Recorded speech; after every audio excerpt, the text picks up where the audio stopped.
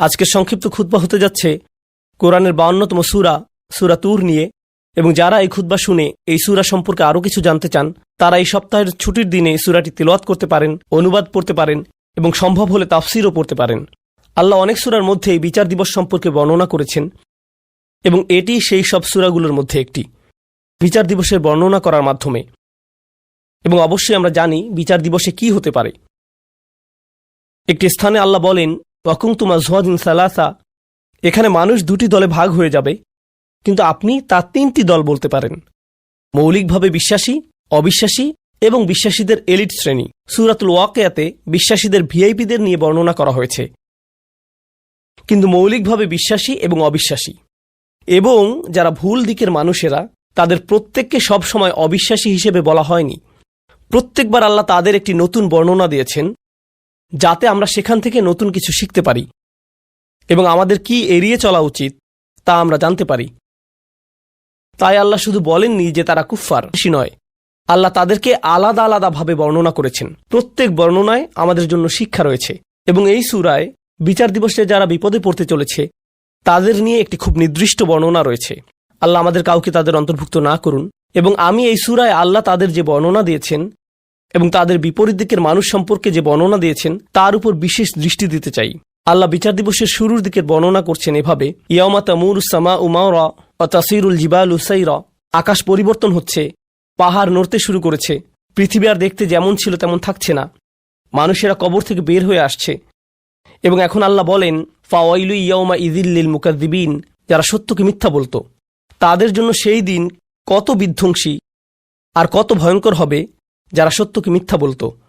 আল মুকাযযিব, যে কেউ তাদের কোনো সত্য বলে এবং তারা বলে না না এটা সত্য নয়, তারা সত্য অস্বীকার করে বা তা মিথ্যা বলে অথবা তা মিথ্যা মনে করে। তাদের মধ্যে প্রথম সূক্ষ্ম বিষয় যা আমি আপনাদের সাথে শেয়ার করতে চাই তা হলো ইকাযযিব এবং মুকাযযিব। একজন ইকাযযিব হচ্ছে মিথ্যাবাদী, মুকাযযিব তার মধ্যে বেশ কিছু বিষয় আছে। প্রথম বিষয়টি হচ্ছে একজন ব্যক্তি যখন সত্যের সম্মুখীন হয়, যখন আপনি সত্য শোনেন, আমি সত্য শুনি এবং আমি তা গ্রহণ করতে চাই না এবং আমি বলি না এটা সত্য নয় এবং আমি শুধু এটা প্রত্যাখ্যান করি, এখন আমি একজন ইকাযযিব নই, আমি একজন মুকাযযিব। তাহলে প্রথম বর্ণনা হলো সত্যকে প্রত্যাখ্যান করা। মুকাযযিব সম্পর্কে দ্বিতীয় জরুরি বিষয়টি হচ্ছে আমি শুধু তা প্রত্যাখ্যানই করিনি, আমি আমার চারপাশের সবাইকে বলছি এটা মিথ্যা। এটা হতে পারে দাওয়া, যেখানে আপনি সবাইকে সত্যের পথে আমন্ত্রণ করছেন। মুকাযযিব হচ্ছে সে যে সত্য গ্রহণ করে না এবং সবাইকে সত্যকে মিথ্যা বলে গ্রহণ করতে নিষেধ করে। তারা একটা নেগেটিভ ক্যাম্পেইন করে এবং তারা একটা বাতিল ক্যাম্পেইন করে, মানে তারা শুধু নিজেরাই সত্যকে প্রত্যাখ্যান করে না, তারা অন্যদেরকেও সত্যকে মিথ্যা হিসেবে গ্রহণ করতে কনভিন্স করে, তারা মিথ্যাকে ছড়িয়ে দিতে চেষ্টা করে, তারাই মুকাযযিব। এটাই হচ্ছে প্রথম বর্ণনা। আমি যা শিখি তা হলো আমি যখন কোনো সত্য শুনি, তা যে কোনোভাবেই হোক না কেন, সেটি একটি শিশু থেকে শুনতে পারি, সেটা একজন মুসলিম থেকে শুনতে পারি, তা আমি যে ব্যক্তিকে পছন্দ করি বা পছন্দ না করি তার থেকে শুনতে পারি, যদি সত্য হয় আমি তা প্রত্যাখ্যান করব না, আমি তা প্রত্যাখ্যান করব না। লোকেরা কেন সত্যকে প্রত্যাখ্যান করে? কারণ শুধু এটা নয় যে তারা খারাপ মানুষ। এর কারণ হলো, উদাহরণস্বরূপ মহানবী সাল্লাল্লাহু আলাইহি সাল্লামের চাচা আবু তালিব সত্যকে গ্রহণ করেননি, তিনি সত্য গ্রহণ করেননি। কিন্তু প্রশ্ন হলো কেন তিনি সত্য গ্রহণ করেননি? কারণ যদি তিনি তা গ্রহণ করেন তার জীবনে অন্যান্য রাজনৈতিক সমস্যা ঘটতে পারে, তার মানুষের সাথে ব্যবসা আছে, তারা ব্যবসা প্রত্যাহার করতে পারে, তার অনেক সামাজিক সম্মান আছে, তার সামাজিক সম্মান ব্যাহত হতে পারে, তার পরিবারে অনেক সমস্যা হতে পারে। তিনি এই সব বিষয়গুলো দেখে বলেন আমি জানি এটা সত্য কিন্তু আমি তা গ্রহণ করতে পারি না, কারণ তার মূল্য অত্যন্ত বেশি, আমি এর জন্য এত মূল্য দিতে পারি না, আমি এটা করতে পারি না। এবং এটা শুধুমাত্র আবু জাহল, আবু তালেব এবং আরও অনেকের সাথে হয়নি, আমি এবং আপনি, যদিও আমরা মুসলিম তবে মুসলিমদের মধ্যেও এমন হতে পারে। আমরা শুধু বলি লা ইলাহা ইল্লাল্লাহ, আমরা আল্লাহকে একমাত্র উপাস্যরূপে গ্রহণ করে নিয়েছি, আমরা মুহাম্মদ সাল্লাল্লাহু আলাইহি সাল্লামকে নবী বলে গ্রহণ করে নিয়েছি, কিন্তু ইসলামের অভ্যন্তরে আমাদের পরিবারের কেউ এসে আমাদের কিছু সত্য বলতে পারে এবং যদি আমরা তা গ্রহণ করি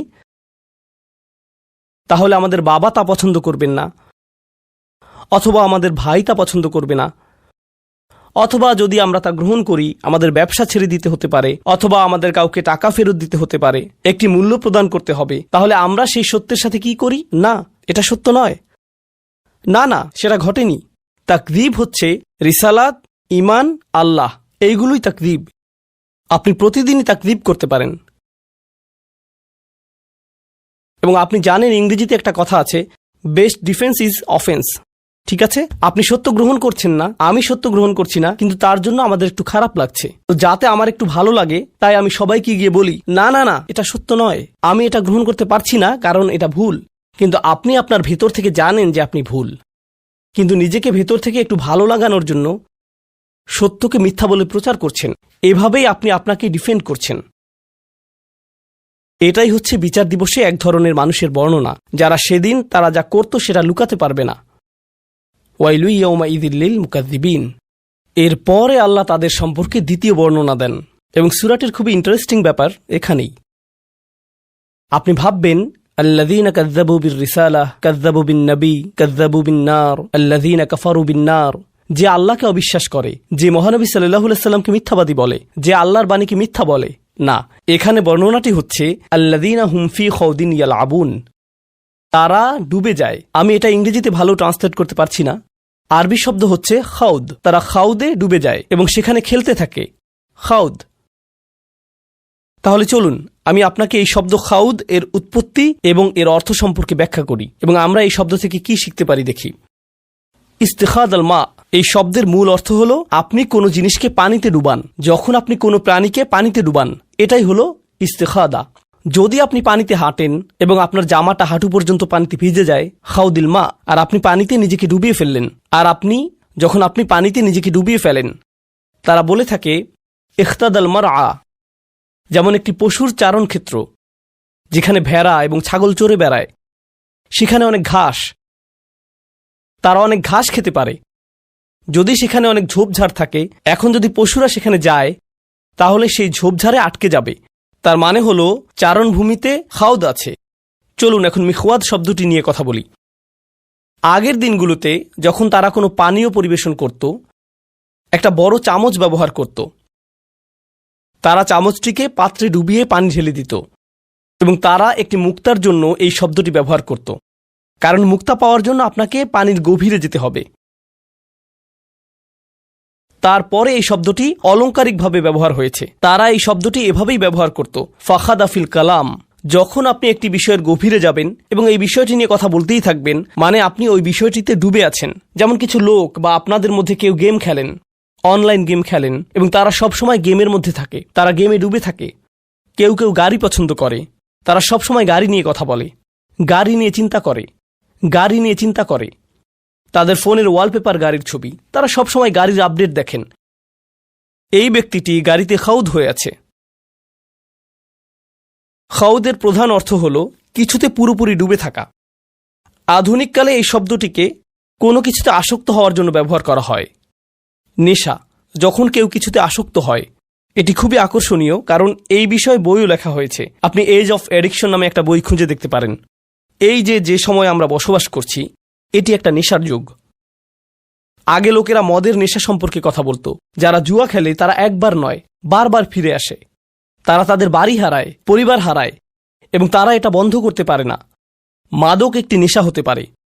বহু লোক ইতিমধ্যে জানতে পারেন যে বিশ্বের নামকরা সামাজিক মিডিয়াগুলো, যেমন ফেসবুক, ইনস্টাগ্রাম, এই সংস্থাগুলো প্রথম তৈরিতে তারা বিশ্বের শীর্ষ ক্যাসিনোগুলোতে গিয়েছিল, কারণ তাদের অ্যাপ্লিকেশনগুলোর অ্যালগোরিদম এমনভাবে করা হয়েছে যেটা নিশ্চিত করে যে তাদের ব্যবহারকারীরা অ্যাপে থাকে। তারা চায় না যে আপনি টিকটক অন করেন এবং তা বন্ধ করে দেন। তারা চায় যে আপনি এটা অন করেন, সোয়াইপ করেন, আবার সোয়াইপ করেন, আবার সোয়াইপ করেন, এবং করতেই থাকেন। এই অ্যালগোরিদম বানাতে তাদের মানুষের আচরণ অধ্যয়ন করতে হয়েছিল। তাই তারা ক্যাসিনোতে গিয়েছিল এবং সেখান থেকে সেরা সাইকোলজিস্ট নিয়ে আসে, কারণ ক্যাসিনো শিল্প প্রথমে সাইকোলজিস্ট নিয়োগ দিয়েছিল যাতে লোকেরা স্লট মেশিনে বসে টাকা বের করতে পারে। তাদের উদ্দেশ্য ছিল আমাদেরকে সেখানে কতটুকু সময় ধরে রাখতে পারে, কারণ তারা সেখানে আমাদেরকে যত লম্বা সময় সম্ভব ধরে রাখতে পারবে আমরা আরও বেশি আসক্ত হব।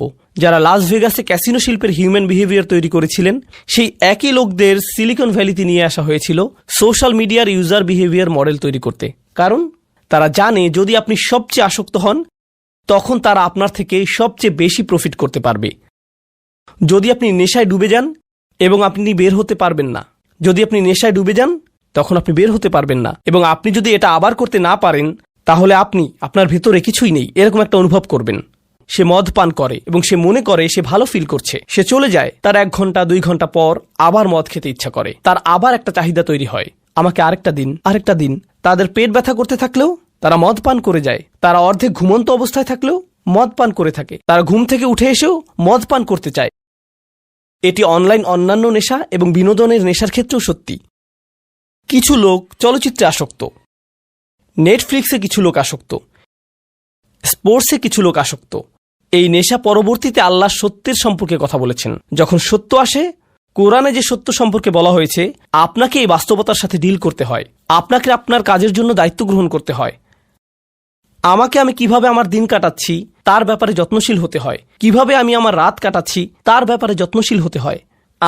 আমার নিজের ব্যাপারে দায়িত্ব আছে, আমার আল্লাহর জন্য দায়িত্ব আছে, আমার নিজের পরিবারের জন্য দায়িত্ব আছে, আমাকে এই সবগুলো ব্যাপারে যত্নশীল হতে হবে। কিন্তু আপনি যদি এই সত্যকে গ্রহণ করতে না চান এবং আপনি বাস্তবতা থেকে পালিয়ে বেড়াতে চান, আপনি নিজেকে হারিয়ে ফেলেন এবং কোনো একটি বিষয়ে আসক্ত হয়ে যান এবং এভাবে আপনি আসক্তিতে ডুবে যান। আপনি জানেন কিছু মানুষ কি করে?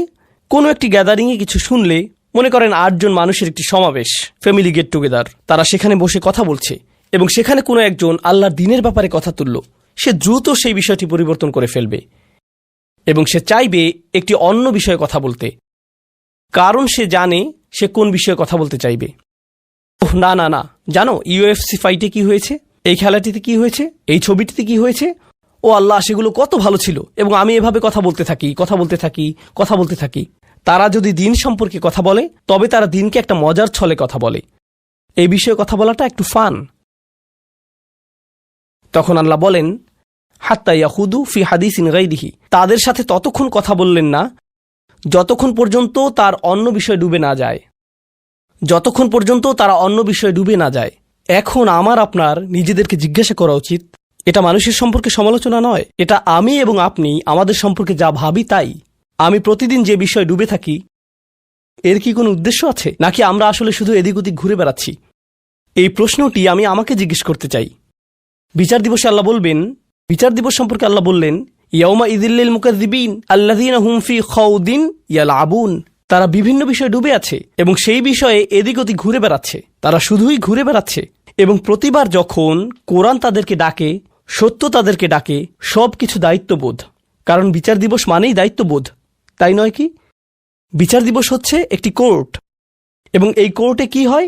বিচারক বলেন আপনি যা করছেন তার জন্য আপনিই দায়ী। আপনাকে কোর্টে নিজেকে উপস্থাপন করতে হয়, এবং যারা জানে যে তাদের সামনে একটি বিচারের দিন আসছে, তাদের জন্য একটি বিচার অপেক্ষা করছে, তারা সেই বিচার দিনের জন্য প্রস্তুতি গ্রহণ করে। এটাই এই জীবনে হয়, এটাই বিচার দিবসের জন্য সাধারণ যুক্তি। কিন্তু যেই ব্যক্তি সেই ট্রায়ালের জন্য প্রস্তুত নয়, তারা শুধু খেলে বেড়াচ্ছে, তারা গেমে আসক্ত, তাহলে তারা সেই বিচার দিনে খুবই বিপদে পড়বে।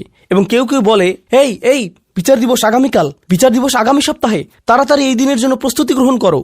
কিন্তু আপনি তৈরি নন, আপনি আপনার কাজ শেষ করেননি, সেই দিন কি আপনার বিপক্ষে হতে যাচ্ছে?